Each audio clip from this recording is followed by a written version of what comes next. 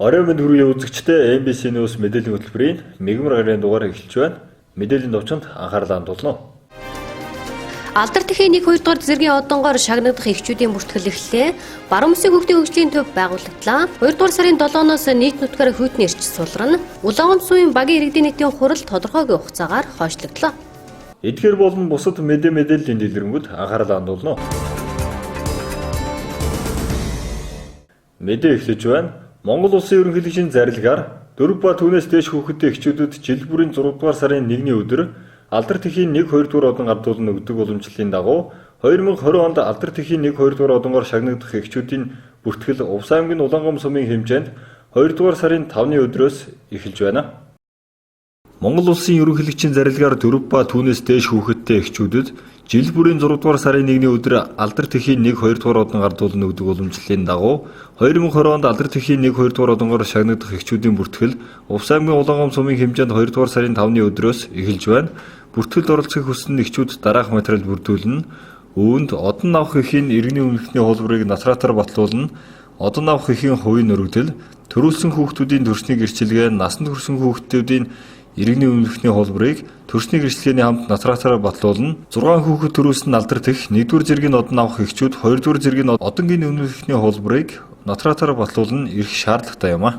За Монгол Улсын ерөнхийлөгчийн зарилгаар жил бүр 6 сарын 1-ний өдөр алдар тэхийн одон гардуулдаг ийм уламжлалтай. Тэгэхээр одоо Улаангомсумын хэмжээнд алдар тэхийн 1-2 дугаар зэргийн одонгоор шагнагдах эхчүүдийн бүртгэлийг 2 сарын 5-наас 25-ны хооронд одоо бүртгэнэ. За энд ямар материал бүрдүүлэх вэ гэвэл нэгдүгээрт бол тухайн эхийн иргэний өмнөхийн хуулбар насраатаар батлуулсан байх шаардлагатай. Хоёрдугаарт бол төрүүлсэн хүүхдүүдийн төрсний гэрчлэгээний хуулбарыг насраатаар батлуулсан байх шаардлагатай.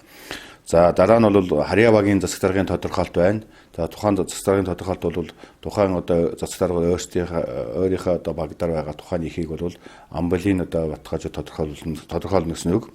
За дараа нь бол тухайн эхийн өөрийн өргөдөл байгаа.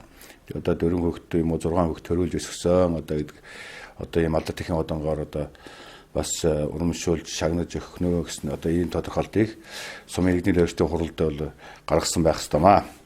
За анхаарах 2-3 зүйл бий. За хүүхэд нь 16 нас хүрчихсэн эсвэл хүрч байгаа ийм хүүхдийн бол төрсний гэрчлэгээний хамтаар заавал иргэний өмнөхийн хуулбарыг давхар одоо авах ёстой. Энэ хоёр хуулбарыг бас натад баталгаажуулна. Хэрвээ тэр төсний гэрчлэгээг иргэний өмнөхийн авахаар одоо аль биесээ көсөлтөд хөргүүлсэн байгал улсын бүртгэлийн гэлцээс бол лавлгаа авах шаардлагатай. Яг тэгэхээр иргэний өмнөхөө одоо авч чадаагүй хүмүүс бол бүртгүүлчихэд авч чадаагүй хүмүүс бол лавлгаа ирүүлнэ гэсэн үг. За мөн одоо хүүхдээ бусдад өрчлөөсөн, эсвэл өрчлөлт авсан, овг нэр өөрчилсөн зэрэг одоо дороотоо тэмдэглэгээтэй ийм төсний гэрчлэгээнүүд байгаа.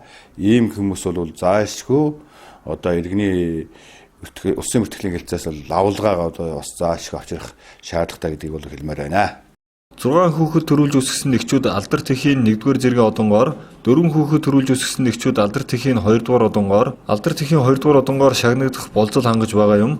3 нас хүрээгүй байхад нь үрчилж авсан хүүхдийн тоо дээрх төрүүлж өсгсөн хүүхдүүдийн тоонд орох бөгөөд хүнд хүүхдээ өрчлүүлсэн бол өрчлүүлсэн хүүхэд эхийн одон авах хүүхдийн тоонд орохгүй. Мөн хүүхдээ төрүүлж 1 нас хүртэл өсгөөд байгалийн гам шиг үер усны гинтийн аюулаар хүүхдээ алдсан бол тухайн нас барсан хүүхэд эхийн одон авах хүүхдүүдийн тоонд багтгаар хуульчилж өгсөн байдаг бөгөөд бага хүүхдээ төрүүлээд 1 нас хүрсний дараа алдар тэхийн одонг авах эрх үүсэх юм а.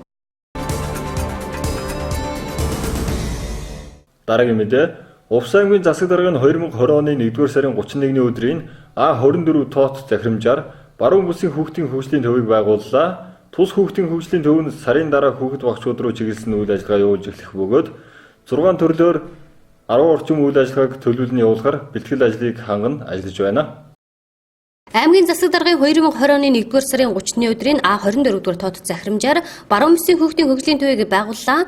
Тус төвийг боловсрол соёл урлагийн газрын ерөнхий удирдлагын чиглэлээр үйл ажиллагаагаа явуулах бөгөөд мэрэгжлийн чадварлаг 13 багшаас бүрдсэн баг тус төвийн үйл ажиллагааг явуулах юм. Хүүхдийн аяхуу сэтгэхүйг хөгжүүлэх, урлаг уран сайхныг хөгжүүлэх тал дээр анхаарна олон төрлийн дугуйлан хичээллүүлэх зорилтыг тавиад байна.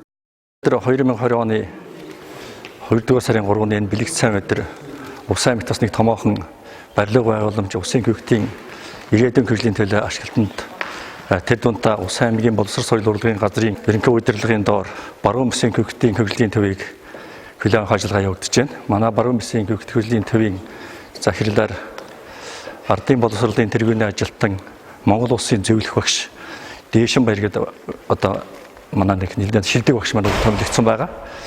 Тэгээд энэ бүтэц орон тооны хувьд бол нийтдээ нэг 10 гаруй бүтэц орон тоотой мэрэгжлийн багш нарын бас хариуцсан ийм дугуйлангууд тэгээд хүүхдийн IQ сэтгүүг хөгжүүлэх, бие билдрийг нь хөгжүүлэх, уран сайхныг нь хөгжүүлэх чиглэлийн ийм дугуйлангууд цаашдаа хичээлэх ийм зорилготой байгаа. За энэ барилга байгууламж 2014 онд анх Улсын төсвийн коридор уралдаар тавигдаад одоо нэлээд олон жил зарцаж баригдахгүй байсан барилга маань одоо 2020 онд бүрэн гүйцэд ашиглалтанд орж хүлээж аваад энэ жилээс эхлээд энэ Увс аймгийн ард түмний хүүхдийн хөгжлийн төлөө ийм сайхан үйл ажиллагаа эхлэхэд бэлэн болсон байгаа.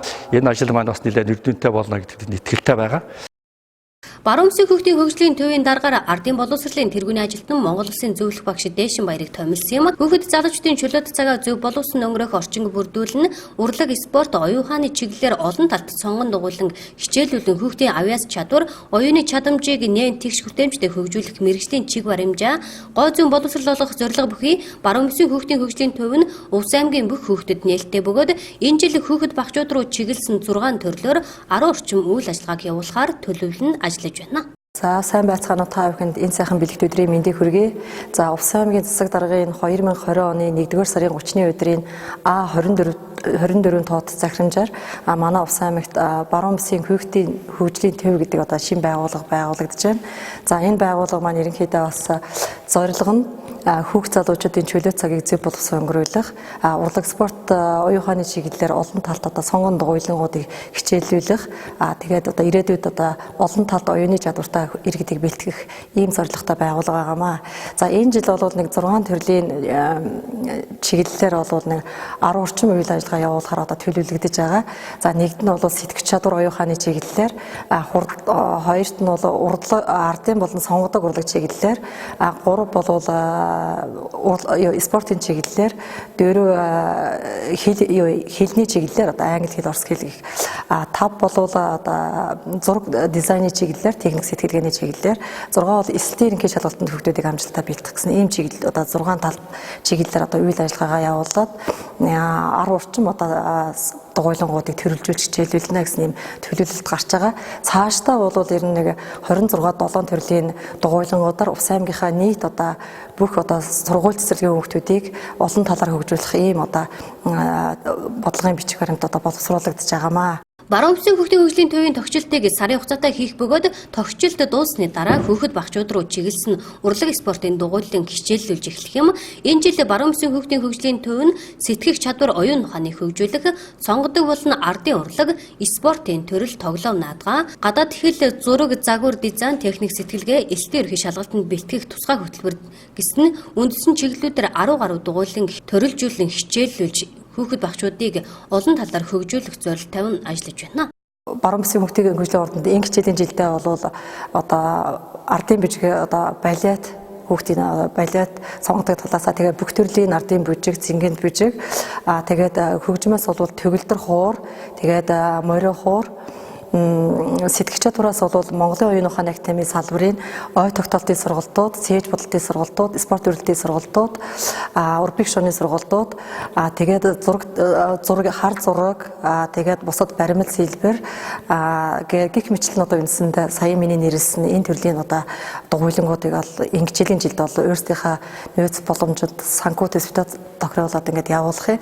Дараагийн жилд одоо үндсэндээ төрлүүдийг нэмээд одоо үндсэндээ Монголын хүүхдийн ордны жишг загвараар одоо бүх төрлөөр хүүхдийн оюун ухааныг олон талаар хөгжүүлэх ийм бүхэл боломжийг хангасан ийм байгууллага байхыг зорж ажиллаж байгаамаа. Ингээд Увс аймгийн нийт хүүхэд багчуудын өмнө энэ одоо баруун бүсийн ордны үед хаалга бүгд одоо тэгш хүртээмжтэй, нээлттэй гэдгийг та бүхнээс хэлье. Одоо бид бол өнөөдөр энэ бэлэг цай өдөр зүгээр барилгаа одоо хүлээж авч байна. Одоо сар орчин бид нар энэ тогтчлтын ажиллагааг хийн. Тэгээд сургалтын үйл ажиллагаа зарлахаар одоо бид нар бэлэн болоход бол алуун ёсоор зарлаад бас одоо үйл ажиллагаа явуулах менежменттэй танилцуулах юм аа. Баруун бүсийн хүүхэд хөгжлийн төвийн цаашид үйл ажиллагаагаа өргөжүүлэн 20 гаруй төрлийн дугуйлан хичээллүүлэх бөгөөд Монголын хүүхдийн ордны жишг загвараар хөгжих юм байна.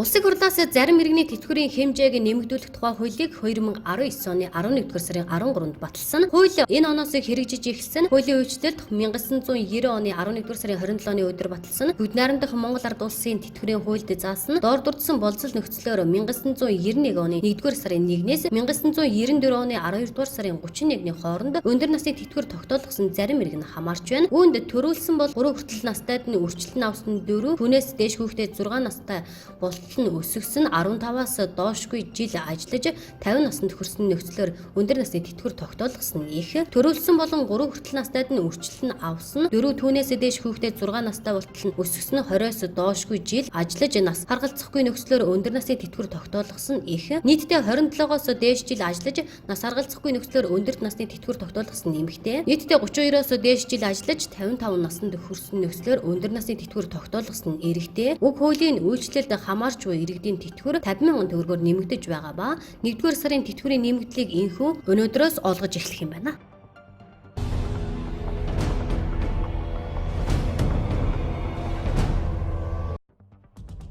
Монголын хөгжмийн зохиолчдын холбооноос жил бүр уламжлал болгон зохион байгуулдаг мөрөн өр 33 наадамд 100 гаруй бүтээл бүртгэгдсэн байна. Тодорхойлбол мэрэгжлийн дуу 39, нийтийн дуу 52, эстрада дуу 17 бүртгэгдсэн байна. Уг наадам нь 1987 оноос хойш олонний бүтээл болж анхны эзнэр Монгол Улсын урлагийн гавьяат зүтгэлтэн хөгжмийн зохиолч Сангид орж Монгол далаа дуугаараа тодорч байсан бол дараа жилийн наадамд Максаржав зүйдэн бороо дуугаараа тэргүүлж байсан юм. Тус наадам мэрэгжлийн нийтийн дуу эстрада гэсэн төрөлд өрсөлддөг журамтай бүртгэл өнгөрсөн 1-р сарын 30-нд хаагдаж эхний шалгаруулалт энэ сарын 1-нд 2-нд болох байсан ч бүгд найрамдах хятад ард улсад коронавирусын тархалт газар авсантай холбоотойгоор төрөх хойшлолууд байгаа юм. Ийхүү одоогоор чухам яг хизээ болох нь тодорхойгүй байна. Монголын хөгжмийн зохиолчдын холбооны ерөнхийлөгч Монгол Улсын урлагийн гавьяат зүтгэлтэн хөгжмийн зохиолч Бэмб Баярын оронд хөгжмийн зохиолч Батбаяыг саяхан сонгогдсон тул энэ жилийн наадмыг шинэ зохион байгуулалтаа шудраг өрсөлдөөнтэй болон байх хэмээн оролцогчдод хэлж байна. Мөн орон нутгаас олон хөгжмийн зохиолч бүртгүүлснээс гадна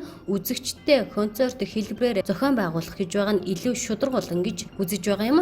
Мөн ажиглагч шүүгчийг хамруулахар болсон сонирхолтой өнгөрсөн жилийн наадмын гран-прийн шагналын эзнэр хөгжмийн зохиолч Мөнх Эрдэнэс тодорч Монгол Улсын ерөнхийлөгчийн мөрөн өр дүрс бүхий цул мөнгөн шилжээ ухц цум гард нь авсан юм. Уг дууг гавьяат жүжигчин Сарантуя, Ган Эрдэнэ, Камертон нар амьлуулан дуулсан юм. Дэд байртай хөгжмийн зохиолч Алтан гэрэл залбирал дуугаар эстрадын төрөлд оролцож тус шагналыг хүртсэн. Энэ дууны гişүлгийг оюун эрдэнэ бичсэн байна.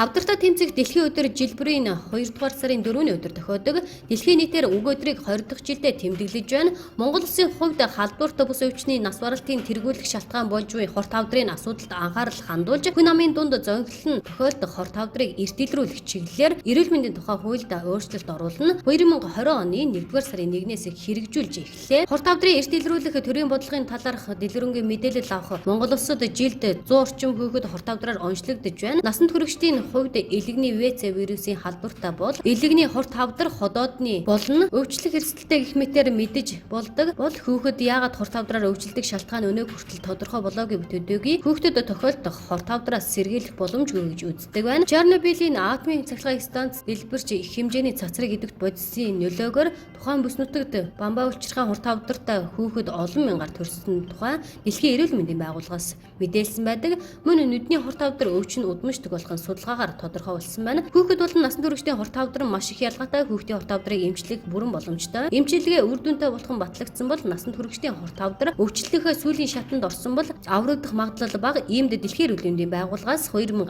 онд хүүхдийн хавдартай тэмцэх олон улсын үйл ажиллагааны хөтөлбөрийг батлаж улс орнуудыг хүүхдэд тохиолдох хорт хавдрыг эмчлэхэд анхаарал хандуулахыг уриалсан байна.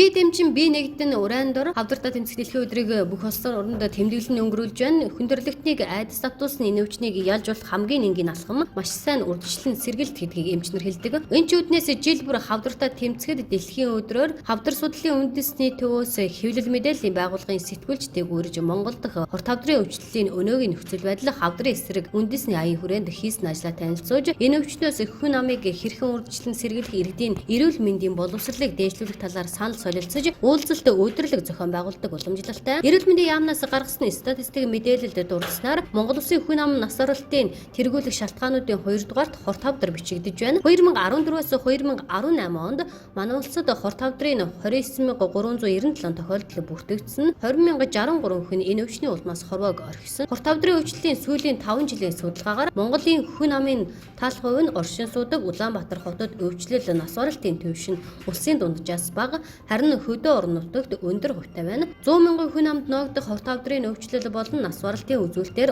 Увс, Говьалтай, Ховд, Дархан улд орнод Сүхбаатар, Говьсүмбэр аймаг улсын дунджаас өндөр байна.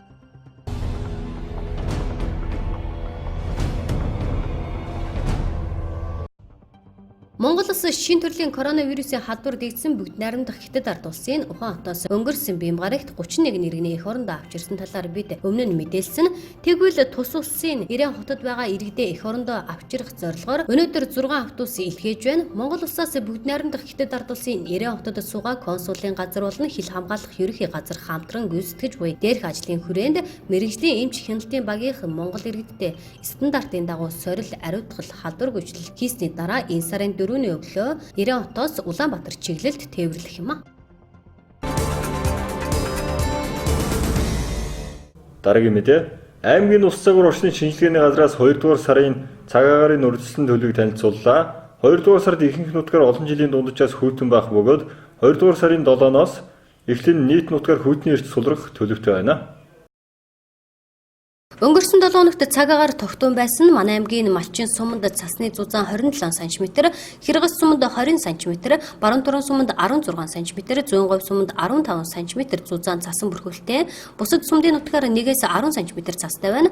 Ус цагур орчны шинжилгээний газраас өгсөн цаг агарын мэдээлэлээр сарын эхний 10 хоног болон 2 дугаар 10 хоногийн эхний хагаст ус нуур тис голын ихээр шөндөө 35-аас 40 хим, өдөртөө 23-аас 28 хим, нутгийн баруун хэсгээр шөндөө 20-с 25 хим, өдөртөө 8-аас 13 хим хүйтэн, бусад нутгаар шөндөө 25-аас 30 хим, өдөртөө 15-аас 20 хим хүйтэн.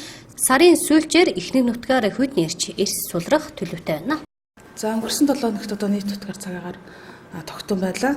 За ихэнх нутгаар одоо 0-аас 5 м/сек салхитай.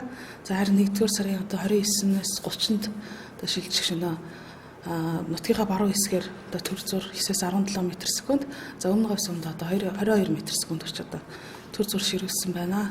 За агарын температурын хувьд бол өнгөрсөн 7 хоногийнхаа ихээр нийт нутгаар одоо харьцангуй дулаахан байсан бол одоо 7 хоногийнхаа сүүлээр одоо нийт нутгаар агарын температур одоо хөвтрлээ. За энэ үеэр ус нур тис голоор одоо 35-аас 40 хим хүрсэн бол бусад нутгаар одоо шөндөө 25-аас 30 градус хүрч одоо хөвтөрсөн байгаа.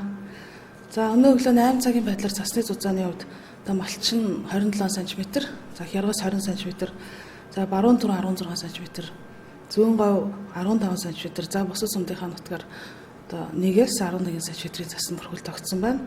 За өнөөдрийн байдлаар бол одоо Ховд Өмнө Говь сумын нутгаар цасан бүрхүүлгүй байна. За 2 дугаар сарын цаг агарын мэдээгээр одоо ихэнх нутгаараа энэ сар маань одоо олон жилийн дунджаас одоо хүйтэн байна гэсэн төлөв гарсан байгаа. За 1 болон 2 дугаар агаарынхаа эхний хагаст ус нуур тис голоор одоо шөндөө 35-аас 40, за өдөртөө 23-аас 28 байх бол одоо нутгийнхаа баруун хэсгээр шөндөө 20-аас 25, за өдөртөө 8-аас 13 градус, бус нутгаар шөндөө 25-аас 30, өдөртөө 15-аас 20 градус хүйтэн байх төлөвтэй байгаа. За мөн 3 дугаар агаарынхаа сүүлчээр хүйтний эрч одоо нийт нутгаар эрс сулрах төлөвтэй байна. За энэ сард урд үндэсний хувьд бол одоо олон жилийнхаа дунджийн орчим орно гэсэн төлөвтэй байгаа. За 1-р 10 хоногийнхаа дунд үеэр одоо нутгийн хойд хэсгээр ялангуяа цас орно. За 2 бол 2-р 10 хоногийнхаа ихэнх 3-р 10 хоногийнхаа дунд үеэр зарим баг зэргийн цасаар цасан шуурах төлөвтэй байна. За салхи 1-р 10 хоногийн дунд үе, 2-р 10 хоногийн ихэнх, за 3-р 10 хоногийнхаа дунд үеэр нутгийнхаа өмнөд хэсгээр одоо 14-ээс 16 м/сек, за төр зур 18-аас 20 м/сек хүрэх төлөв гарсан байгаа. За ойрын өдрүүдэд одоо 5-аас 6-нд одоо баг зэргийн цас одоо ялимгүй цас орно, бусад хугацаанд бол цас орохгүй. За нийт утгаар салхи одоо баруунаас 3-аас 8 м/сек байх бол за агаарын температур маань одоо уснуур тисгаллаараа шөнөдөө 31-ээс 36, за өдөртөө 19-ээс 24. Нутгийнхаа баруун хэсгээр шөнөдөө 13-аас 18, одоо өдөртөө 2-аас 7 градус, ус нутгаар шөнөдөө 20-аас 25, одоо өдөртөө 7-аас 12 градусын одоо хүүтэн байх төлөвтэй. За одоо 2 сарын 7-оос эхлэн нийт утгаар агаарын температур одоо сулрах төлөвтэй байна.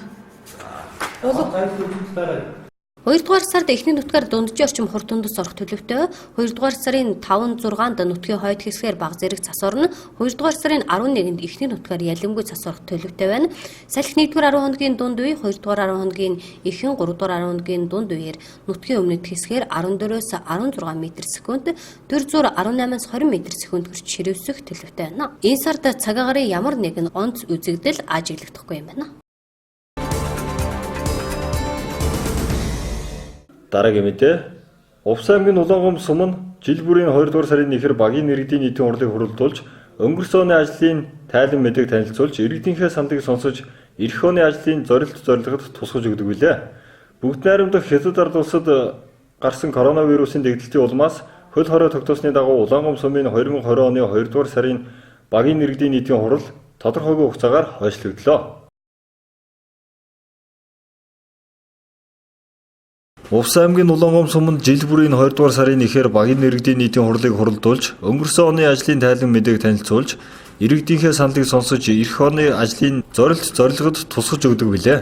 Монгол Улсын засгийн газраас бүгд найрамдах Хятад ард улсад гарсан коронавирусын тархалт болон ханиад том оны дэгдэлт их байгаатай холбогдуулан 3 дугаар сарын 2-ны өдөр хүртэл хөл хорой тогтоосны дагуу 2020 оны 2 дугаар сарын эхэнд хуралдах хуваарьтай байсан Увс аймгийн Улаангом сумын багийн иргэдийн нийтийн хурлыг тодорхойгүй хугацаагаар хойшлууллаа.